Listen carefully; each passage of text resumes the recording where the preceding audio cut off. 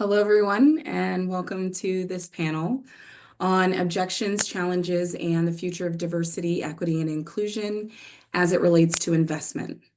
I'm honored to be moderating this session with such a great lineup of panelists today. I'm really looking forward to this very timely discussion on the path forward on investment strategies. I'm the Senior Advisor to the CEO of the Business Council of International Understanding, or BCIU, on a one-year detail assignment from the U.S. Department of State, where I focused on tracking trends in critical and emerging technologies and supporting global investment ecosystems. BCIU represents about 180 global leaders within the private sector and business communities. It was founded in 1955 by President Eisenhower with the goal of peace through commerce. This nonprofit is comprised of policy experts, strategic advisors, and trade educators. And BCIU offers bespoke commercial diplomacy to the world's governments and leading organizations, from Fortune 100 companies to global investors and multilateral institutions, to build the infrastructure of a modern world by facilitating partnerships and international understanding. In many of the roundtables BCIU convenes, investment and the future of DEI are priorities, surrounding discussions on building global innovation ecosystems with special attention lately on the Global South. With the executive order this week calling for an end to DEI programs, the road ahead isn't clear. Whether it's called diversity, inclusion, or belonging, supporting humanity is the objective of many global innovation ecosystems. So how do we support marginalized communities, and does the return on investment make sense? A study by BCG and Mass Challenge found that women-led companies generate 35% higher ROI than men-led companies. This is just one study out of dozens of others that reach the same conclusion. Women founders outperform their male peers. According to Startup Genome, 15% of tech startup founders are women, while a third have at least one woman founder worldwide. It's been shown that women-led startups hire more women employees, which also contributes to reducing gender inequality in employment. Unfortunately, even in femtech industry, which includes tech supporting women's health, according to Flat 6 Labs, male-founded startups raise much more capital than their female peers, with an average of 9.2 million compared to only 4.6 million by women-founded femtechs. And that's between 2018 and 2022. So with the 70% of femtech startups founded by women and the significant lack of investment for them, there is a big demand for investment and bigger than there is a supply. This resembles the vast opportunity for investors to tap into an underserved market, yielding substantial returns and driving positive societal impact. And when you dive into the specifics, even computer code written by women was accepted 78.6% of the time on GitHub, which is 4% more than the code written by men. And that's when coders' genders are kept secret. AlphaSense published statistics on fiscal reward for having a high ESG score. And between 2013 and 2020, companies that consistently scored high on ESG factors saw 2.6 times greater shareholder returns than average scorers. Clearly, investing in ESG pays off as well. So with these statistics supporting DEI investment, I'd like to introduce our panelists. First, we have Elisa Miller-Out. She's an experienced tech entrepreneur, investor, board director, and community builder. She is managing partner of Chloe Capital, a seed stage VC firm focused on investing with a gender and diversity lens. She's also an innovation advisor and serves on the Climate Action Council. She's an entrepreneur in residence at Cornell University and mentors for multiple organizations. Elisa recently had a successful acquisition deal with the division of Singlebrook, a custom software services firm that she co-founded and led as CEO for over 10 years. She is now the chair of the board and CFO at Singlebrook. Elisa.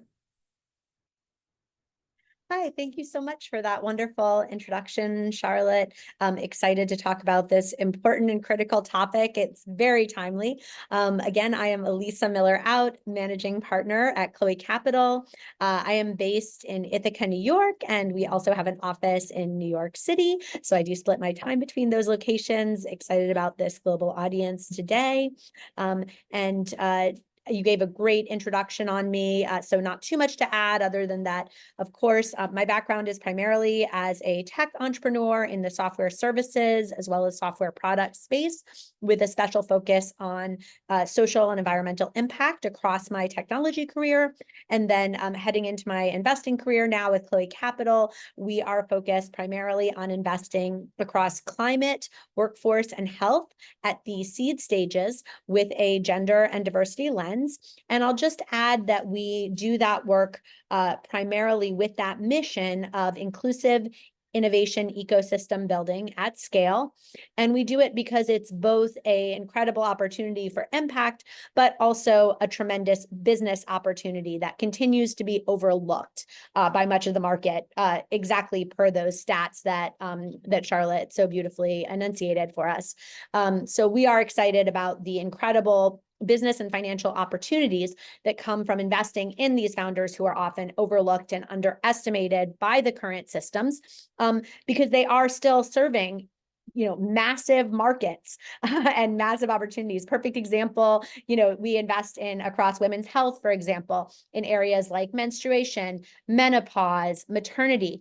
All of these are areas with tremendous, massive markets, massive innovation and growth potential, but are still being overlooked by much of the investment community because so many of those startups are founded by women, by people of color, and folks that have not been receiving access to capital and access to as much innovation. As a result, there's a lot of untapped business opportunities that remain in spaces like that. So I'll share that just as my quick intro, and we'll pass it on to others. Thanks so much. Thank you. We'll move to Lynn Fernando. She is the CEO and principal of Rev Global. She's passionate about partnering with companies to unlock explosive growth and build truly iconic brands, and ultimately prepare for a successful exit. Lynn also co-founded Ayana Foundation. It's a nonprofit dedicated to empowering women founders with access to capital, education, and community.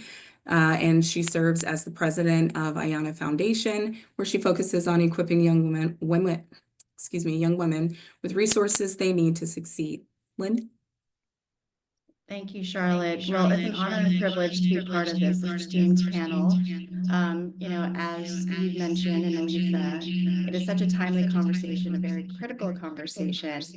And just again, honored to be part of this panel, since I think there's a lot of existing misunderstandings and misinterpretations and misapplications of what DEI is. I've spent 20 years at blue chip companies like Disney, Amazon, and Nestle, and now have come into a second chapter of my career, which is primarily around investing and providing access to capital. I think there might be like a little echo. Sorry about that. Let's see if I can mute.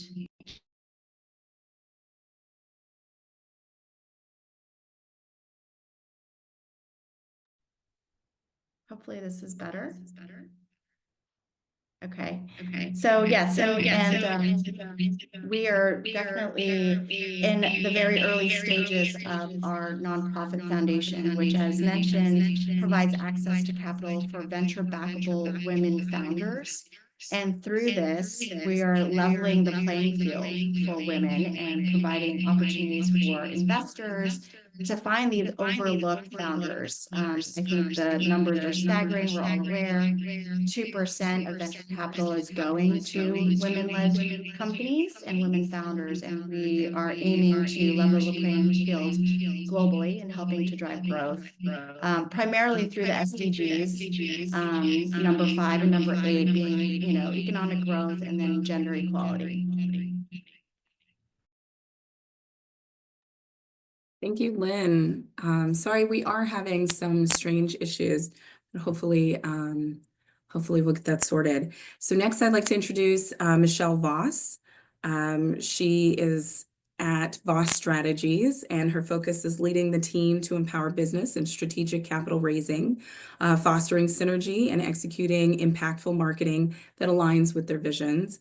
And also Voss Strategies believes in transformative power and informed decision-making. So please, Michelle. Hi, thank you, Charlotte, and thank you for having me.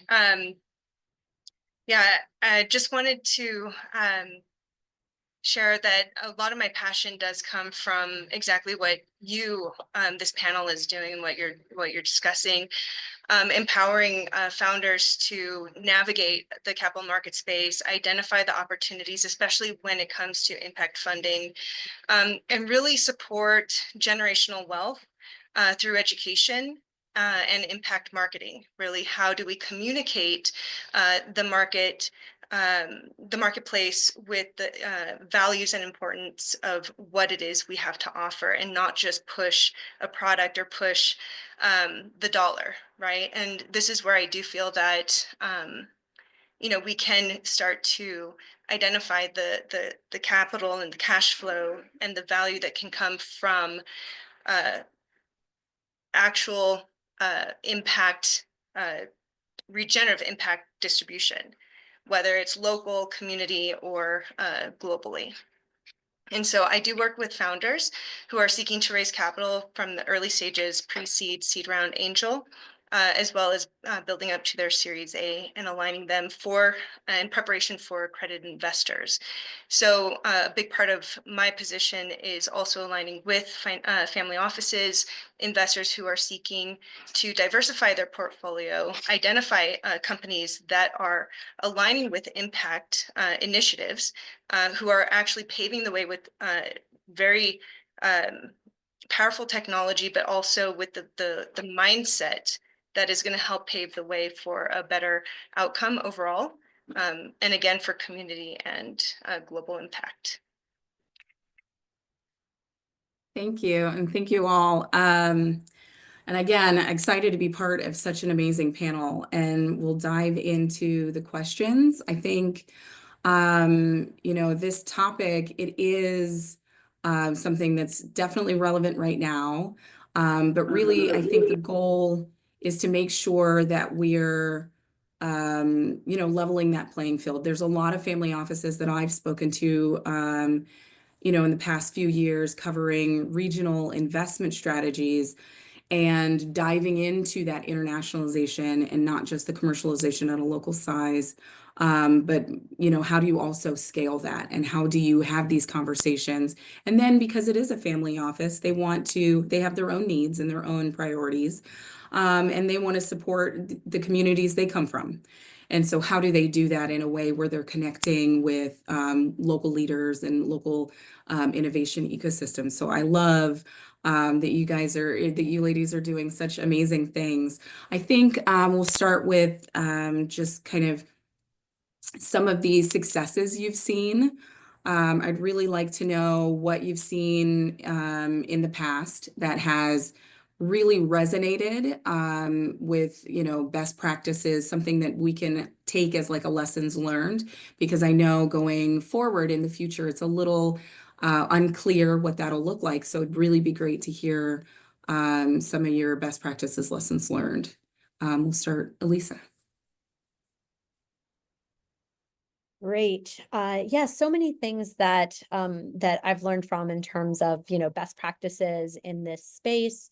I think that, one of the things, just to dive into something that's a little controversial right now, is just this notion around, around whether we need these sort of separate spaces for when we are coming together as women or as people of color or as other, groups that might be underestimated or overlooked in the venture capital and investment ecosystems. And one of the best practices we've found in recruiting is that it is very challenging for folks to feel like they have a seat at the table or an opportunity for investment or access to capital if you are not allowed to reach out to communities specifically, or create spaces where certain communities feel safe and feel like they have access to resources and networks and capital that they need just to build their businesses. So we have found in the past that it is a best practice to be able to do specific outreach around groups and communities that we want to really consciously include, because without that, being able to do that specific focused and targeted outreach, there's a lot of folks who are very much used to being overlooked by these systems that sometimes won't necessarily reach out or apply for funding opportunities or apply for accelerators or apply for some of the programs and things that we set out there if there isn't that ability to kind of reach out and do those specific kinds of targeted outreach. So that remains a challenge. I think while many of us are all looking forward to what could be in the future, post DEI or post women's movement world, when we really have true equity, equality of all kinds across all areas, and where we all have access to the same opportunities. We are certainly not there yet, and there are so many historical, structural inequities in place that the playing field is nowhere near level. The starting gates are not equal or level, and all of the institutional structures that are there are oftentimes in place to prevent this. For example, within my lifetime, women couldn't get loans from banks, things like that, right? So when there are all these structural difficulties, it can be really challenging to overcome some of those. So I'm very much in favor of less regulation around those structures that are limiting folks from access to capital and access to resources. So I think there's a lot that actually aligns and connects us here in terms of the economic and business opportunities here, and the alignment across these different, areas where folks want to just have access to building great businesses, to solving big problems that face all of us as humans, to coming up with the best possible innovations that are out there. So I'll pause there for a moment, but I do think there's a lot that connects us around this. And I do, for the record, still feel like there is a real place for spaces where we can come together, feel safe, and have access to these structures, as long as these inequities remain, and as long as we are not anywhere close to doing the kinds of innovations and problem solving that we need to do as a society. I couldn't agree more. It would be lovely to level the playing field and not have to call out those specific DEI programs that fit into a box and that fit into a category. Absolutely, that is the goal. I see Naseem has joined us, so I'll introduce her and give her time to introduce herself. Naseem Sayani is a seasoned venture investor and business digital strategist with over 20 years of experience across venture capital, business building, digital innovation, and digital strategy. She's an experienced panelist, having spoken at CES, Women's Health Innovation Summit, Digital Hollywood, and countless more. And she's been published by Femtech Insider, Forbes, and many others on topics of digital strategy, innovation, and fusing strategy and design to launch new ideas. Naseem. Hi, it sounds so nice when someone else says that all out loud. That's amazing. It's nice to be here. It's good to see some friendly faces. My name is Naseem. I currently based in LA. I'm a venture partner operating advisor with a fund called How Women Invest. I lead Fund 3 here. We are focused on female founders as well across healthcare, future of work, and climate. And we are looking for teams that are transforming how systems work. We are Series A and B focused, so we are quite deliberately looking to close that chasm that happens with female-founded teams, where there's a lot of money happening, a lot in quotes, happening at seed, and we want to be part of really moving the needle on moving money at Series A and B as well. I've been in venture for about 7 years in total, but I come from a long lifetime in venture incubators, product studios, and a digital strategy and innovation starting in circa 2007 when we first had iPhones in our hands. So I've been in the space a long time, building a lot of product. So I'm excited to be here. Thank you for having me. Thank you. And then just first question right out the gate was just your best practices and lessons learned. Something that you've seen in this space. Of course, as Elisa mentioned, it would be great if we could go to a place where you don't have to put everything into a box, and we don't have to have our separate groups, where inclusion is being included at every stage, and everything has an inclusion lens, whether that's diversity, disability lens, accessibility, etc. But what would you say, especially on the investment front, what have you seen as your lessons learned and best practices? Yeah, it's a great question. I think there's two things for me. One is, we're getting better at this, but just really leading with the money.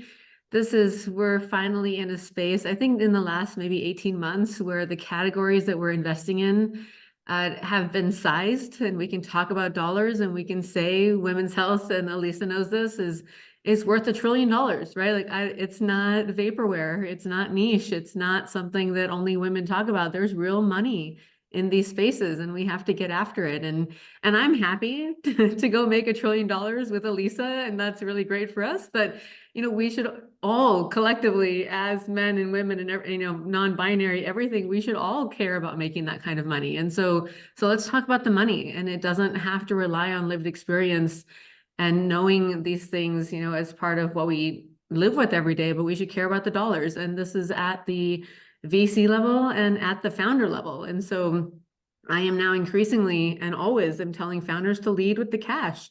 Tell me how much it's worth. Like, it doesn't matter to have the person believe in the empathy and care about the symptoms. Just tell them how much it's worth.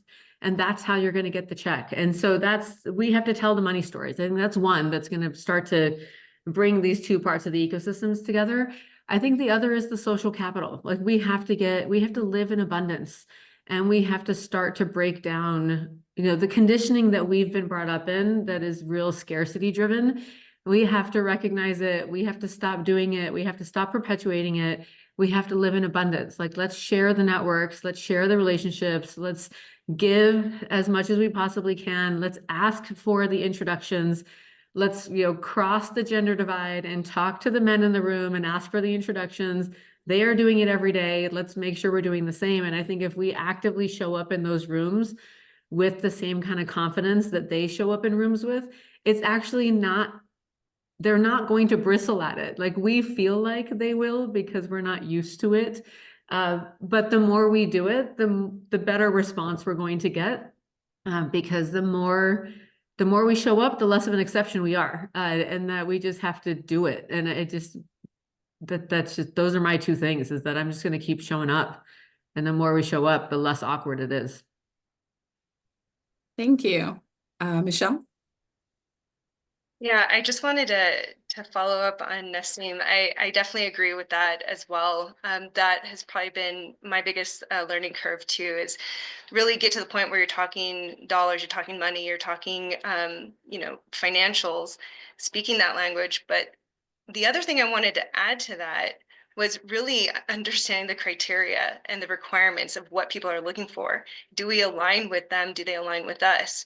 And really having the courage to be able to, as much as we might be raising capital, asking for and always having that ask ready, but really knowing who we want to partner with and asking the questions for them to see if they are the person that we want to work with, despite money. But that was a big one too. And Nassim, I thought you just like nailed that. That was a big one for me on both of those. But yeah, I wanted to, if I may, give a little shout out to Lynn. I had the pleasure of meeting Lynn Fernando, I think last year. It seems much longer getting to know her, a very amazing woman. I had the pleasure of attending one of her Ayana events.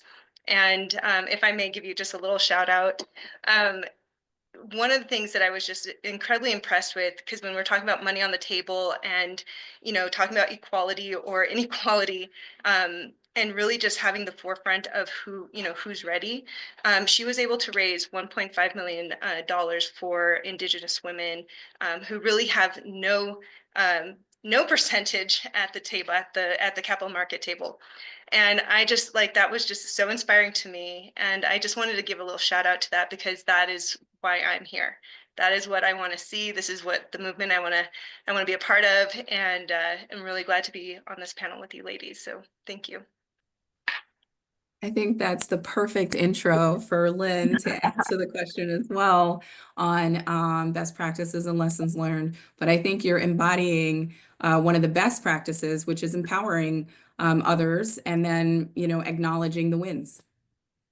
Please. Lynn. Thank you. Hopefully you can hear me better. I'm on my phone. Okay, great. Yeah, I don't even know where to begin. I'm honored and privileged to be part of this panel because every single woman on this panel, besides you, Charlotte, but I'm hoping to bring you into my network, have been pioneers in the investing space. And in our first year with Ayanna, we have made tremendous impact in our communities because it is through the numbers. It is starting with the money. Our goals have been very much to drive economic growth and equality for women, and the numbers don't lie. I mean, we're hoping with the increase from 2% in venture capital to also empower a lot of our venture-backable women founders with access to networks, because this business is about networks and it is about relationships. And going back to the main point that we've been sharing is leveling the playing field. I mean, I think, as a businesswoman, and a lot of, what the DEI scrutiny has been around checking boxes. And that's not what we're about at Ayanna. We are absolutely vetting and identifying founders who just haven't had the opportunity, haven't had the representation. And we just came out of our first fellowship, which Michelle alluded to, which was endowed by the University of Oklahoma. And that was really focused on Cherokee Nation founders. I mean, think about that specific population. So we're still gathering results and insights. But if you think about marginalized groups, Native American women, and specifically in this geographic area, that is a community that's been underserved. And we are hoping to take that same model and expand that to a variety of different communities, and think about it through a, lens that's merit-based, vetted founders. All of them were vetted through a very specific committee, and then provide them to access to capital. And we're so honored to be working with How Women Invest, Chloe Capital, Voss Strategies, and many others. And these are women-led funds, but we also work with male-led funds. And even our male allies and the partners, they recognize that a lot of their portcos led by women are outperforming their male-led portcos. So with these anecdotes, and obviously we all know this, is from a women in investing and women founders, the bar has been set higher. And that's almost like counterintuitive if you think about it, when the bar is set higher for women founders and even women investors, because technically if you were to put a DEI lens, we should be lowering the bar and making it more equal.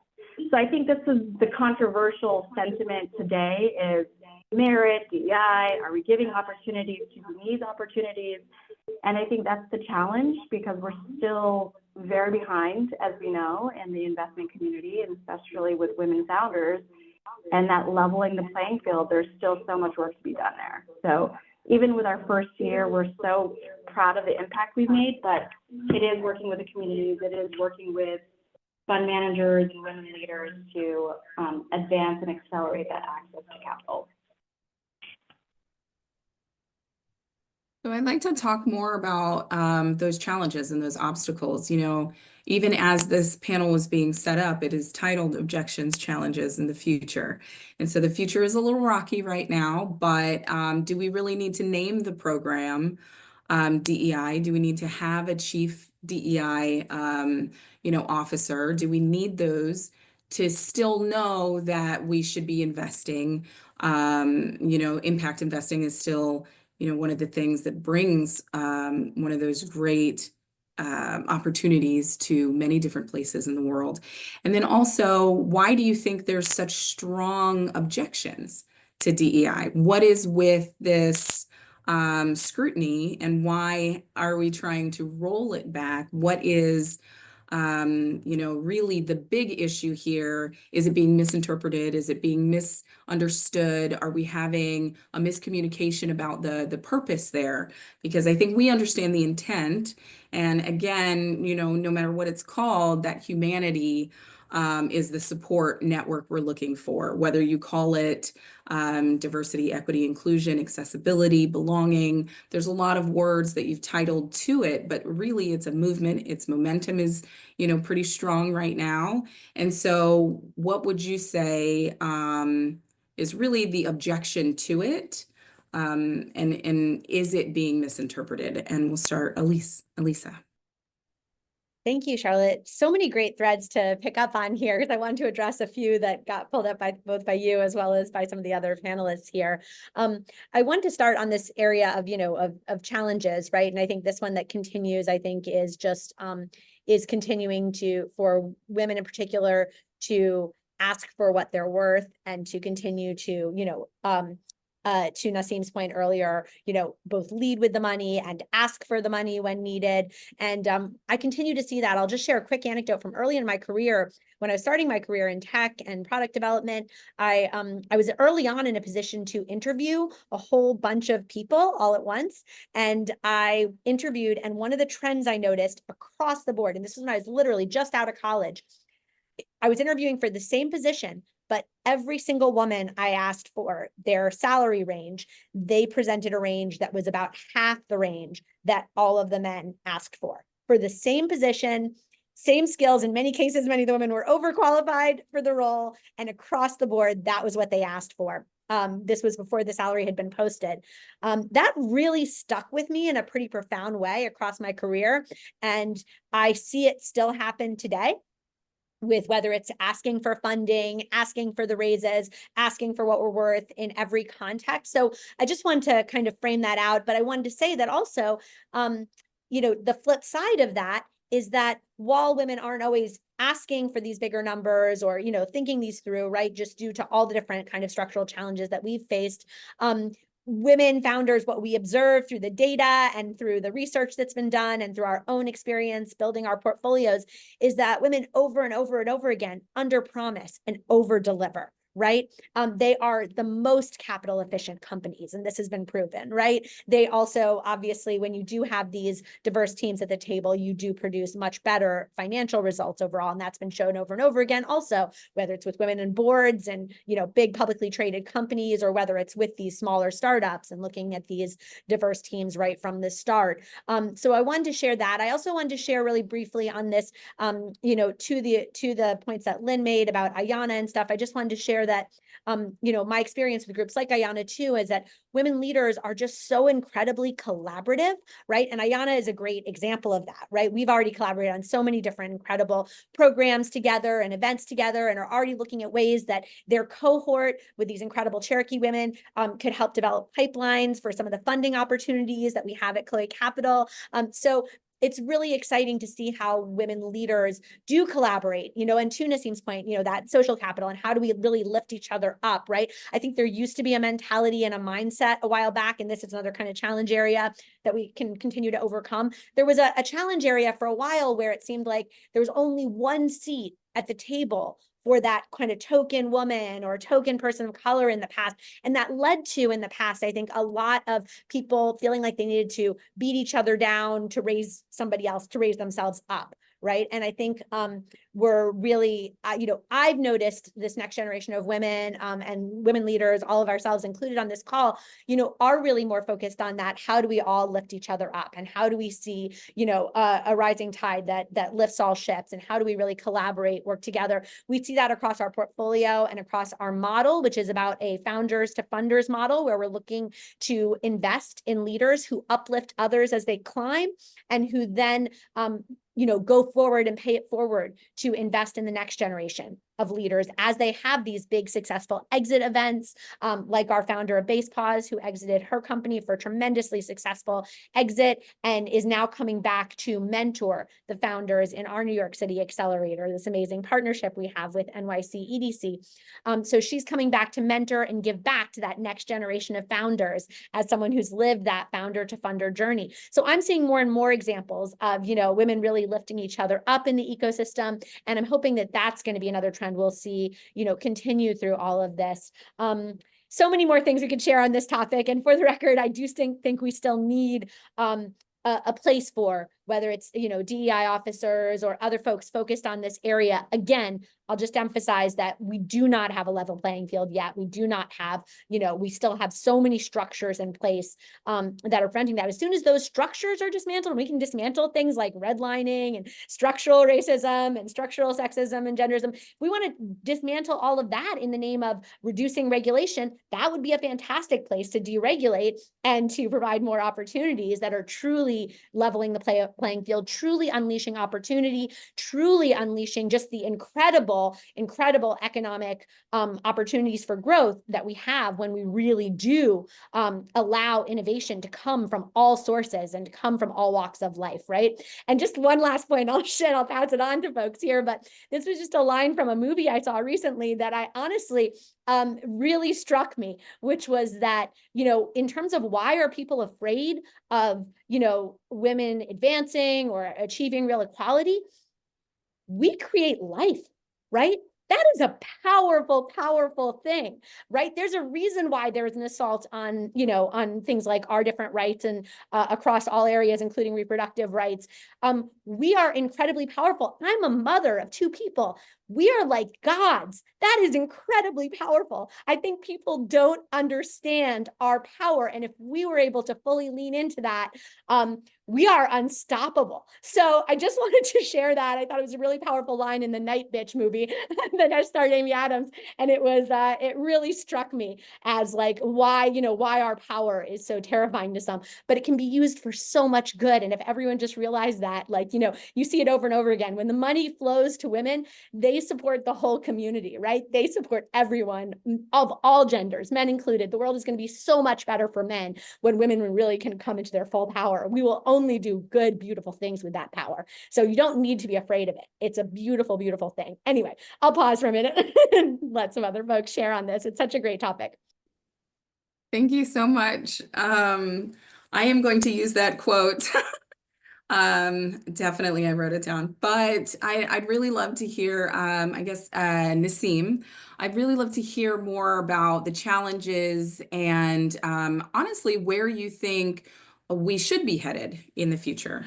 Yeah, it's a good question. I mean, I think we have not fixed anything, right? Like we're getting there.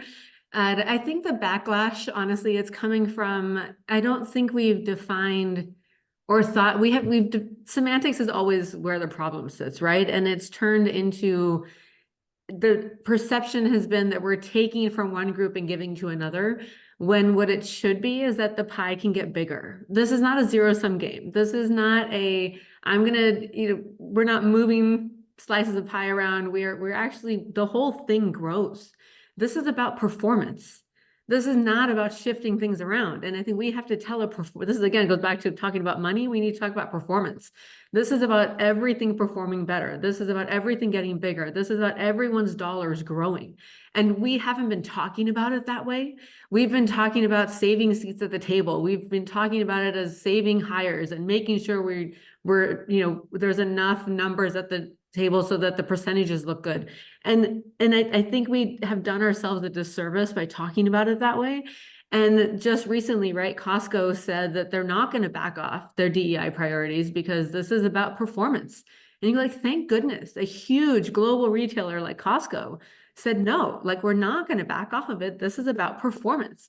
And their entire board stood behind that. And you go, we need more and more companies to do things like that because this is about our bottom line. And if we tell those stories and we say it that way, then of course you have to have diversity in your team. Of course you have to have diversity in your leadership because the data indicates that more diversity means higher performance. Why wouldn't you do that? Aren't we all here to make money? Yes, of course. Like that is how we have to talk about it. And then you can't argue with it.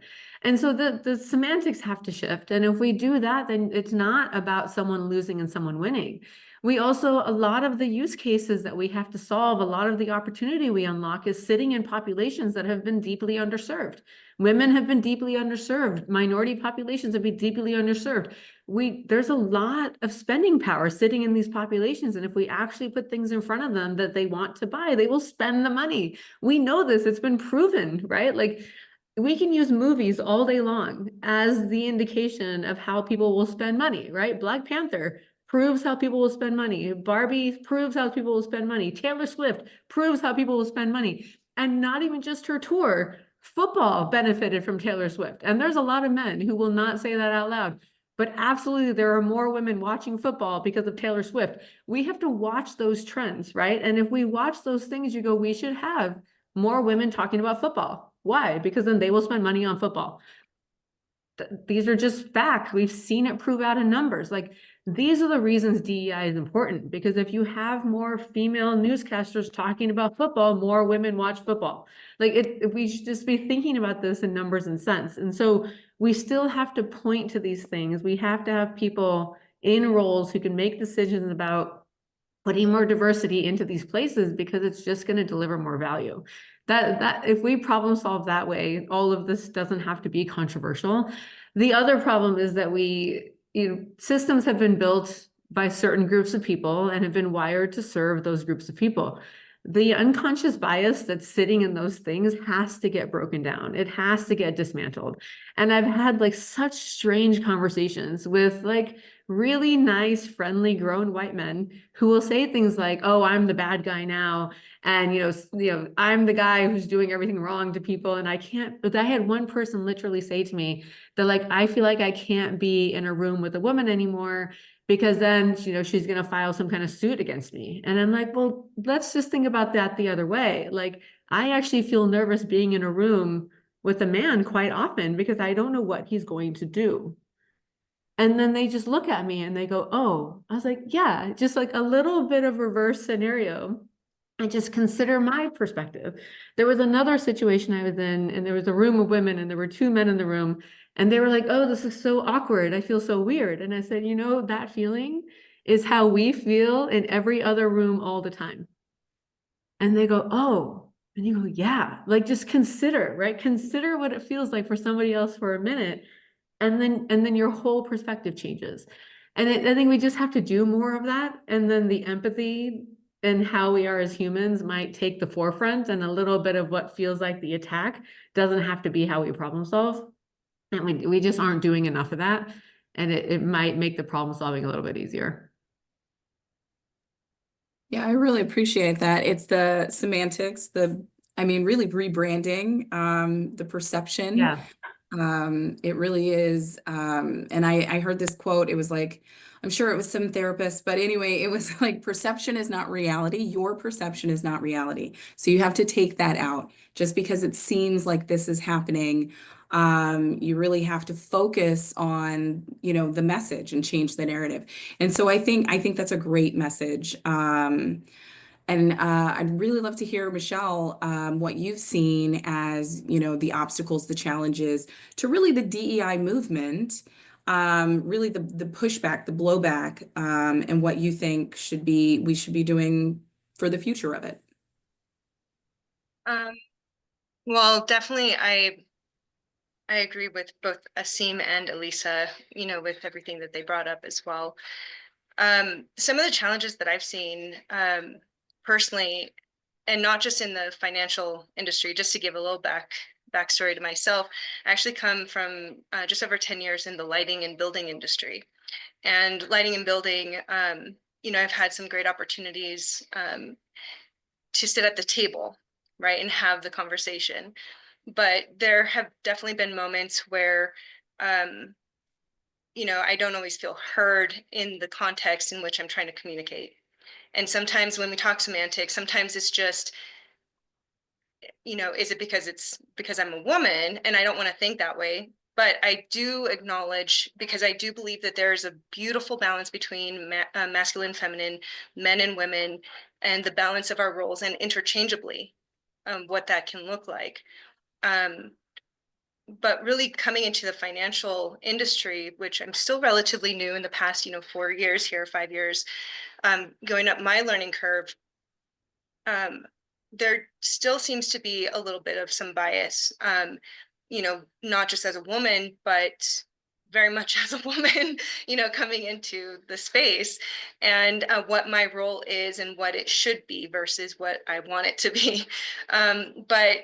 And I'm not criticizing it all, because I really do appreciate the experiences that we have had getting to this point, being able to have these conversations, seeing what the past needed to be for what it was, so we can be here now and what it will be, and what will that look like, and what will our conversations sound like and resonate moving forward, even with our own children.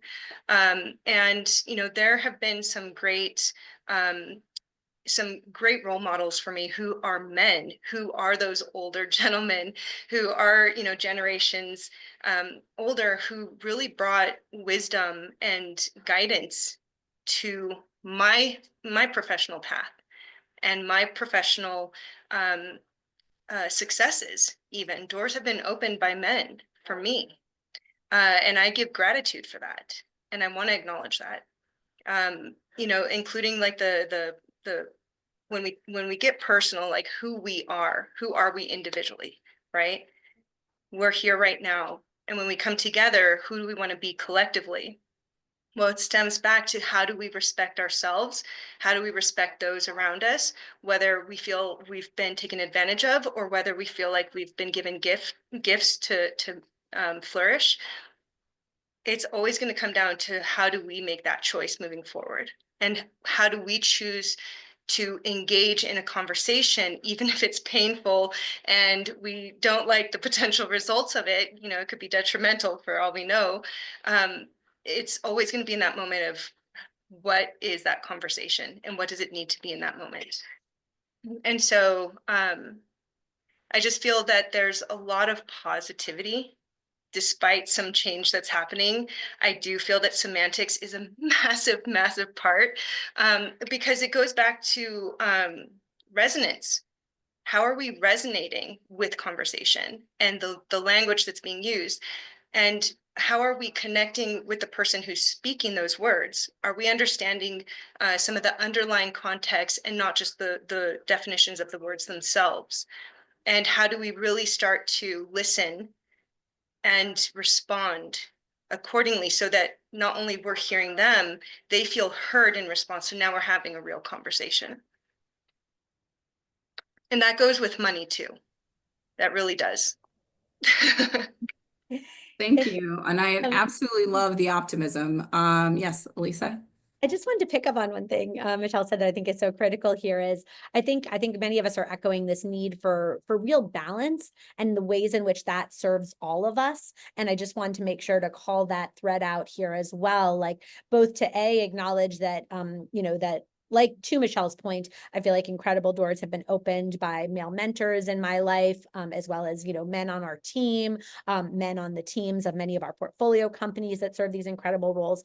And I'll just, to get personal for a second, my own husband. So I am, very happily married with kids. And I will say that there's no way I would ever have been able to achieve the number of things I've achieved in my career without the incredible support of my husband. And there's no way that he would have been able to also, I think, embrace all these different sides of himself if I hadn't been able to have this career either. Right. So it's really been a benefit for both of us, like the fact that he gets to play a role in also nurturing our children, that it's not just me being the only caregiver in our household. The fact that we have a really even partnership and a balanced partnership is such an incredible gift for both of us.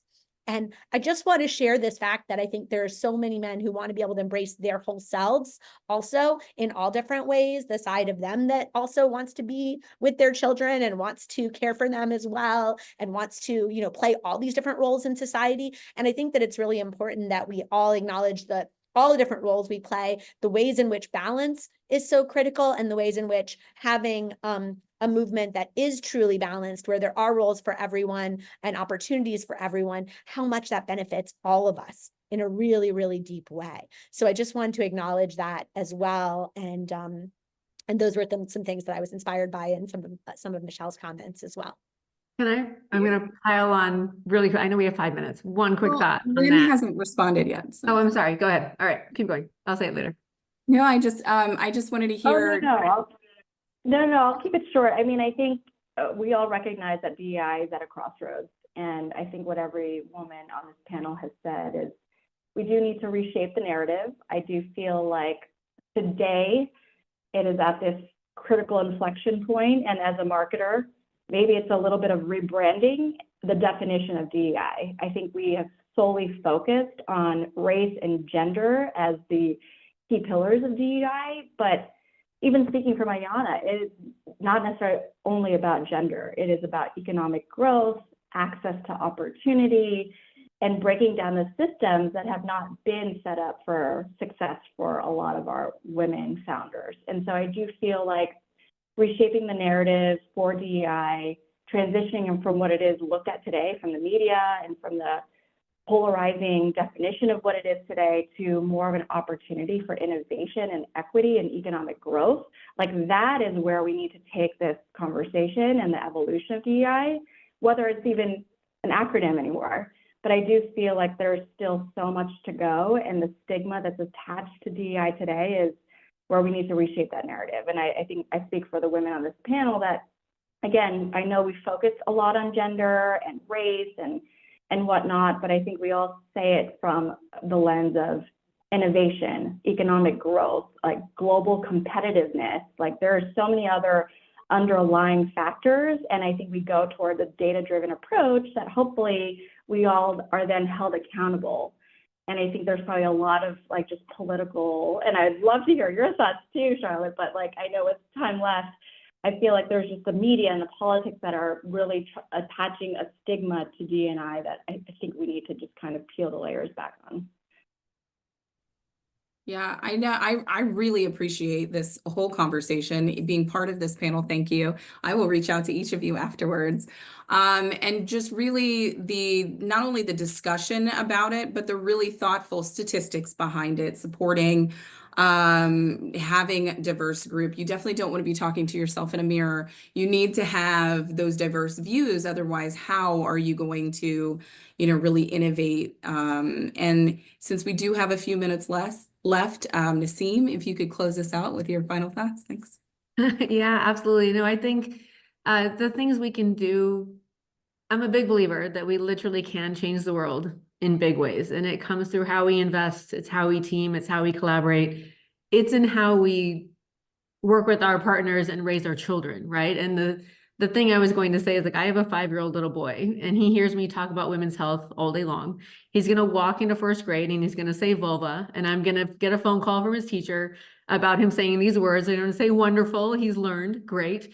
He also loves cars and he loves Frozen, both. And he thinks princesses are strong, right? It's like, it's all about the norms you set around our children. And so we can tangibly change these baselines with what we put in front of our children and what we guide them to believe are the definitions of strength and weakness.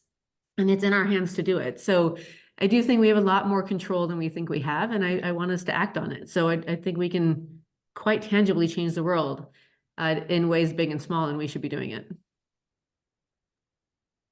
Absolutely. I just, also a mother. So a God who created life. Just kidding. I think it's, in my career with the federal government, in my career I had with the private sector beforehand, education. I'm an engineer. So, when you're in a male-driven society, a lot of things are systemic. You just really pinpoint the statistics backing you, follow the money, start with the money. It's not just about bringing in diverse views, but it's also about growing your portfolio, growing your revenue. Who doesn't want to do that? And a lot of the ideas around these innovation ecosystems, it really is that opportunity for other countries, other cities, other places to build up their homegrown ecosystems and showcase their talented, their talents. And by doing that, by investing, by showcasing, by highlighting these things, we really do have a lot more diverse portfolios. And so I just really want to thank you again. This has been a wonderful conversation. I really appreciate it. And I hope we've all learned a lot more about DEI and the future of investing. Thank you. Thank you, Thank folks. you. Yes, Thank you thank so much, you. Charlotte. Have a great day. Bye, everyone.